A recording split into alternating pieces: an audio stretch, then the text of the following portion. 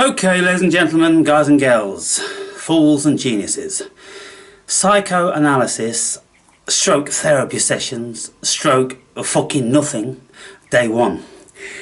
Now, I got to this institution and a young woman came out, and there was myself and another elderly chap sitting in the waiting room. And she could see us both clearly. She walked out looking at the elderly chap and she said, "Mr. Berry," very expectantly. I said, "That's interesting. You should make a beeline for this gentleman here," assuming that he was me. And she went, "Oh, Mr. Berry. Yeah, okay." And then would you like to come through? Okay, so she's not even 30. If she's 30, she looks young, and she's tall, about my height, and slim, pretty, very, very much a shrinking violet. And she's speaking all so softly and about what we're going to be doing today, and I'm like, alrighty then. Okay, so she starts with her patter. What we're going to be doing today, I said, is this what was all expressed in the 2.5-page letter that this organisation sent me? Yes. I said, well, it's covered. It's been covered. So let's get down to the nitty-gritty. So she says, well, okay then.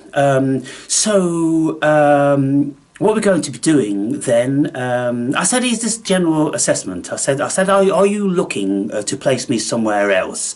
Or is it going to be you that's going to be doing this consultation?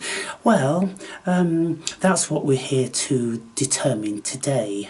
And I said, okay, just before we go on then, I've brought my camcorder because I record all of these sessions. All of a sudden it's kind of like, what? And I say, yeah, because it's one of the criteria that you've got listed there in your sheet, that I'm an obsessive compulsive. I'm very compulsive and obsessive about things I do, and I record everything, I document everything. And if we're going to have a conversation, it's absolutely imperative that I have the facility to listen to it very carefully, what you said, what I said, because of course I'm analysing myself. You know, you're not the only analyst in the room, I said. Again, it's kind of, oh dear, what we got here? And she says, I'm going to have to think about that. I said, what is there to think about? I said, I'm going to be pointing the camera at me. I'm not asking you any personal questions. You're asking me all the questions, all this information. The whole purpose of me being here today is about me, isn't it? Isn't it? Right? And so, well, yes, but, well, I mean, in all the years that I've been doing this, which isn't many, well, I've never been presented with this, and I'm going to have to need to think about that for some time. I said, so what you're doing, effectively, diplomatically, right, you're bullying me, by the way, because what you're doing is you're telling me no. In the best possible kind way. No, I'm not telling you no. I'm telling you that it's going to take some time for me to think about this. And I'm saying, well, what's the insecurity? Why would you feel insecure about that? And it's like, well, you're making an assumption there, Mr. Berry. You know, there's lots of things to think about. And I said, well, there is lots of things to think about if you are afraid in some shape or form. I said, are you afraid? Well, I mean, Mr. Berry, you know, again, there's lots of assumptions being made here. And I said, well, look, at the end of the day, it is my right. And we've already been through this with the psychiatrist here, and I mentioned his name, and I said, when I told him what I'm going to be doing, he was taken aback, and he said, well, no, and I said, well, I said, doctor, on your sheet there, one of the reasons I am here is because I'm an obsessive compulsive. And so are you now telling me as a psychiatrist that, you know, my symptoms are not real, and you won't allow me to display or speak about or exhibit my condition? What sort of a psychiatrist are you?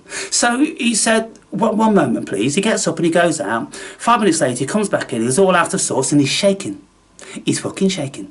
So he said, okay, yes, okay, fine. But as long as it's not for public this, that and the other, and it's not going to use this, that and the other. And I said, well, why would I be doing that? You know, you just deflect all these questions or insecurities with putting it back to them. So they stew on that and they think about that and they get all in a tizzy about that. So this young pretty therapist, completely insecure about the whole situation, didn't know what to do with that, and so she's getting all fidgety, and she said, well, I think maybe we should review this and arrange another appointment. And I said, well, in all due respect, I've cycled 5 miles here, and it was freezing cold when I set out, and by the time I got here I was soaking wet inside. I've waited for this appointment for 2 years, and this actual appointment and this assessment and the therapy or psychoanalysis which I've requested from the government has been many years in the making. And now instead of the session being about me, it's about you, isn't it? And again, she's all nervous, and she's, oh my God, she wanted to call up and die. And I could read her face, and she was completely out of sorts. She'd never encountered this in her whole life. She was staring like a rabbit into a car headlight. I said, maybe I should be sitting in your chair and you should be sitting here. I said, because I've been here 15 minutes now, and 90% of the conversation's been all about your insecurities. Then she started to get a little bit upset and started to stand up and look at me as if to say, get the fuck out of this office. And I said, well, here's the thing. I said, maybe you should present this issue to the board of this institution so you know how to deal with it on subsequent occasions. Because at the end of the day, I said her name, I said we are in the era of surveillance, and it's all kind of like a bit one-sided, because if any of us public Joes phone up any institution, then we always get told that these conversations are being recorded for training purposes and data protection and your protection. And so I said, well, I want my data protection, because what you're going to be writing about me, it may not be correct. I've spoke with people who have been to see therapists, and they've got their report back, and then the person said, I never said that, that's wrong, she's made this up and this and the other. So I'm saying, look, I don't want to be impertinent here, but mistakes are made, aren't they? And this is really, really important to me, and it's very important that the government may be looking at what you are going to be writing. And that's something that I also need to know. I want to know, who do you suppose you're going to be presenting this information to? Because if it's all about me and it's personal, it's super private, like a doctor's records, then I am going to be in the position of requesting who should receive this information, because it's for my benefit and it's about me. And if you want to write things down and I'm not in agreement with, and you want to send them to the government or the doctors or something, well, we might have a problem on our hands. And she's blown away by this time, and so she's just like standing there stiff as a board and looking very angry, very taken aback, terrified. And the other thing she's exhibiting is that she's realised that she is completely out of her depth, and she has got a lot to learn, because I just turned it around and I presented to her that it was in actual fact her who was in therapy. Now, isn't that a thing? Now, I mentioned this to you before. I said very quickly, I said yesterday in a video, I said the chances are within 5 minutes, whoever it is will be laying down on the Freudian couch and I will be analysing them. And that's exactly what happened. And so I said to her, I said, look, because she kept trying to get me out, and I'm like, look, okay, I'm leaving, but I would recommend that whoever you suggest you place me with next time, because I don't think it's going to be you, to be honest, in all due respect. But maybe it should be a person longer in the tooth and possibly a male. You know, and then she's, well, I mean, you're making lots of assumptions about, you know, me, and I'm like, well, am I wrong? Am I wrong? I just said that. What I didn't say, I didn't want to, you know, intimidate her too much, for goodness sakes. I didn't want to say, well, look, if you weren't young, pretty, naive and vulnerable, you wouldn't have this issue about me recording you. But you said, I said to her, I said, well, what exactly are your concerns? And she's like, well, she's not going to tell me, of course, is she? Because all of a sudden she's in the fucking Freudian couch. She's not going to tell me, but she had major concerns about all different sorts of things, stalking and people gathering her data, her voice. I said, are you insecure about me listening to your voice on a recording device? You know, in any way. And again, she just kept saying, well, that's assumptions, and just avoiding and avoidance. And so she was reasonably good at deflecting everything like that, and being a nobody, you know, fucking parrying everything like that. But her face told a different story. Her face told the story that everything I was saying was just, it was just like, nails in her coffin, that sort of thing. Her idea of herself being a competent therapist died today. Completely died. And she now is going to, well, she would have already done it because I've cycled back half an hour. She would have read every single page in my file so far. I wrote to the psychiatrist several emails explaining what I want to talk about and what I expect from him and what I want him to put down and this, that and the other. And now she's probably going to be speaking with him and going, what are we going to do with this guy? What the fuck? And I'm almost expecting to receive a letter. Yes, I've had a word with so-and-so and so-and-so, and we've decided that, you know, it is not befitting or not this or not that to record the conversation. And so I'll send a letter back and I'll say, well, I'll see you in court. I'll see you in court. Motherfuckers. The best thing they can do, and the only thing they can do really, if they want to retain their credibility, is have a word with elderly psychiatrists, psychologists in there, hopefully males who are not going to be intimidated about being vulnerable because they're women, for goodness sakes. You know, women psychologists, what's going on? They're riddled with insecurities. Of course they are, because they're vulnerable. And, you know, they've got this whole, you know, oh, he could stalk me, he could rape me, he could do this. Well, men don't have that, do they? So why would you have women as psychologists to completely, you know, unless they're dealing with women? I think that's what should happen. Women should deal with fucking women shit, because they know about women shit. Women don't know about bloke shit. Blokes know about bloke shit. So already, look what I'm doing. I'm revolutionising the whole fucking thing. You see, in the bygone days, you know, all the psychologists were fucking, and psychiatrists, they're fucking male. And now you've got this equal rights and equilibrium and, you know, liberalism and all that. But it's all wrong.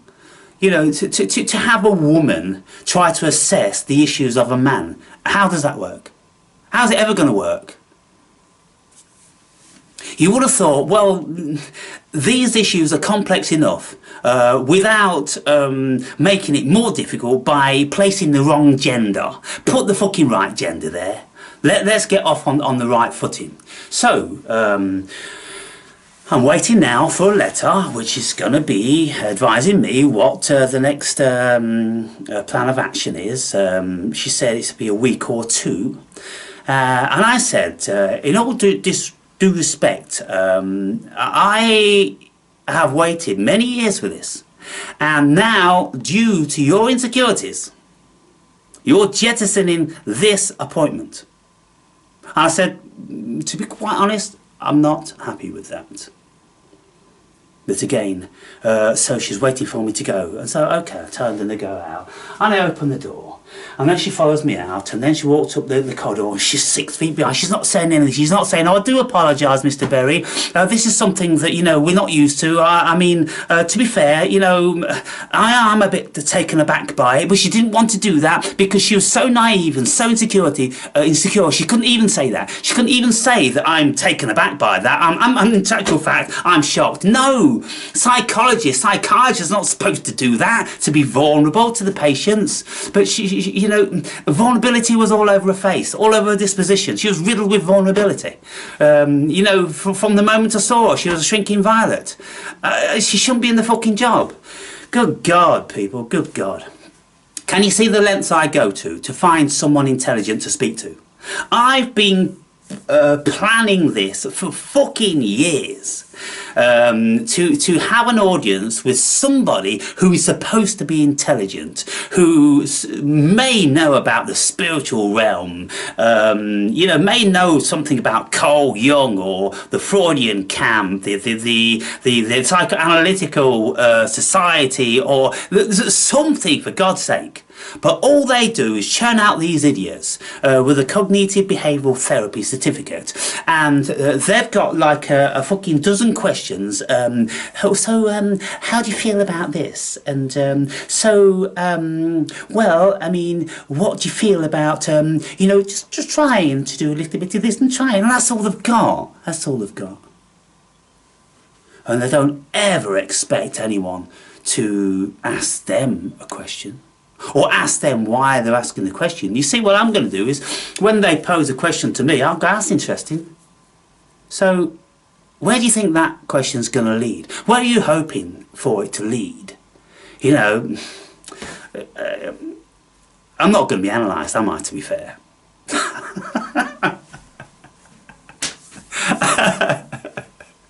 Oh my God. I'm going to try. I really am. I'm supposed to be talking about post-traumatic stress. I'm supposed to be talking about my obsessive compulsive disorder, stroke, ADHD. I'm supposed to be talking about my reclusion. I'm supposed to be talking about my disdain for the human race.